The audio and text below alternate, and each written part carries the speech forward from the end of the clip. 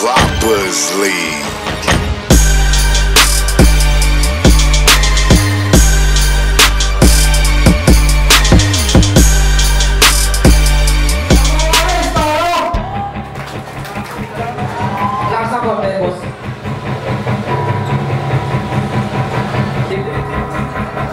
Simple lang to, hanggang nila maigit.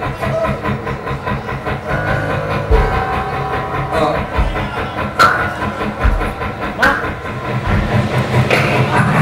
Hanggang ito isang halimaw.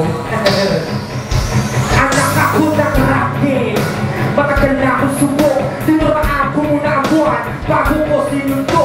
Hinawakan ko ang hangin at sa alon nagpatangay. Kung anong hindi ko kaya, yun ang piling kong ginabay. Pinagsiksikan ang sarili kahit ayaw nilang isali. Sa laro na kung tawagin nila ay diskarte kalye. Alam-alam sa pangarap para lamang huwag mabalik. Nagtatrabaho ako kahit minsan walang balik. Pinalabas na rin sa TV kahit di ganong sika. Kahit di ko mong ikalaway kumikita ng saba. Naging ganado magsulat kahit madalas na abulado. At ang karabangan rin nila pinadadaan pa sa abogado. Kahit di na magpirma, ano ang pala mainstream ang galawan. Huwag na akong sinawin na dadalhin sa kaibabawan. Kontento na ako sa kung sino nakakasama ko. Hoodlum, partners, support na sa inyo, support ako. Sinila para magawa ng rap. At ang kalupintahan na siya takisa ka, di ako nagbibiro pag-usapang musika. Huwag mo kong subukan dahil baka musika. At ang dahilan ko lang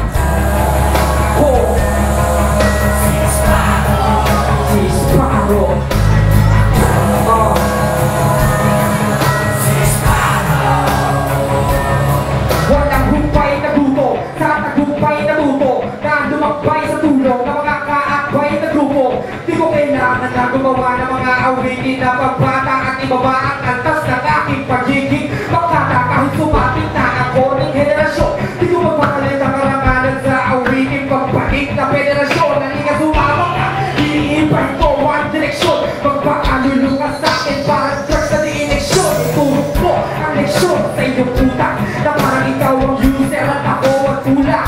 Ako ang magdidikta ng labang papasukin ko. Magbaka sakali ka para maisama ka sa uubusin ko.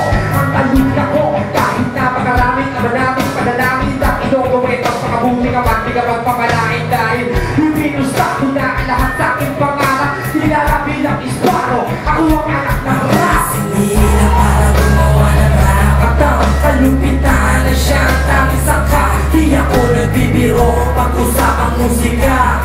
Huwag mo kong subukan dahil tatapusin ka. Ang dahilan ko lang ako si Isparo. Ako si Isparo. Sa aking pagsibol, marami ang nasintensyahan. Marami rin sinilang na aking na-influensyahan. Di maitatanggi, patunay ang salita ko at ginawa sa mga bagong kampiyon. Ako ang tumatayong ama. Ipagpasalamat nung sa chakra, walo lang ang sinumba. Kung ako'y naging pang-siyam, tangina katapusan nyo na. Kung isa ako sa nadagdag sa walo, ito aking katumbas. Parang sa ESA nagbisikleta at pinagka mo lang yung bus. On the spot ko lang ang balabak. Balabok, sa balabak, sa mga balabok, sa mga has, sa mga wala na sila pwede kilala ni malakas. Alam mo ba, na ako ang nakita ko bakit ang Tagalog rap may 4 na. Dapat ko ikagala kapag sinabi ka ng mga tao bilang may malais pa ako na. Kaya sabihin nyo, yung dapat ba akong bumili sa mga binenta kong ninakaw nyo at hindi nyo binili. Ako ang siyang original, kaya paano nyo madadaig kung alam nyo sa sarili nyo di kayo gagaling mag-rap. Kung di nyo ako narinig, ako'y isipin. Walang kasinungalingan dito. Kalupintahan na siya, tangisang ka. Di ako nagbibiro pag-usapang musika. Huwag mo kong subukan dahil tatapusin ka. Nakita ko lang ako si Isparo. Ako si Isparo. Ako'y isinilang para gumawa ng rap. At ang kalupintahan na siya, tangisang ka. Di ako nagbibiro pag-usapang musika. Huwag mo kong subukan dahil tatapusin ka. Nakita ko lang ako si Isparo.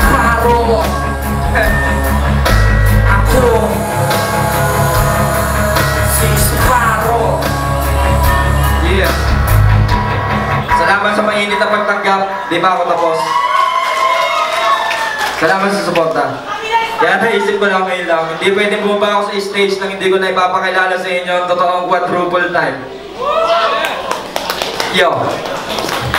Pero ba na sa akin ang mga tanong, makasulat na naman tuloy, pinintawag ko naman ang mga nilalaman ng imahinasyon. Hindi ba sumasakit sa isipan yung nakagalingan ko yung walang limitasyon, mga ulol?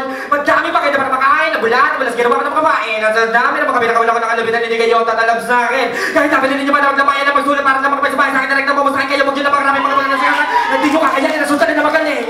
Sa sa pulo ko yung nagpakanda ba sa atin, hindi na panahon sa duman na biyaman na tao, wala akong sinay na pagkakatao kaya gano'n di po ko naringgan ang patapon.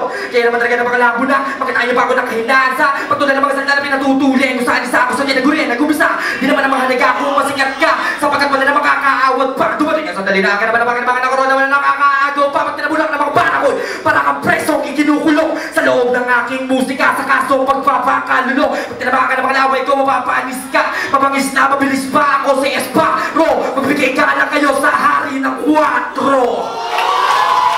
Yeah. Salamat. Ito, buhong. Kanina lang. Yan. Thank you sa inyo. Salamat sa tubo. Thank you. Galing! Galing din ang bata ko. Halika rin na, Swara. Dito ka muna. Mga judge natin. Ano masasabi?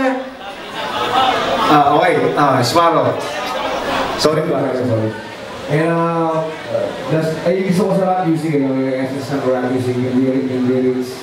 And ramdam mo yung susabihin, ramdam mo yung content. So, saludo pa rin, sorry po. Yeah, salamat.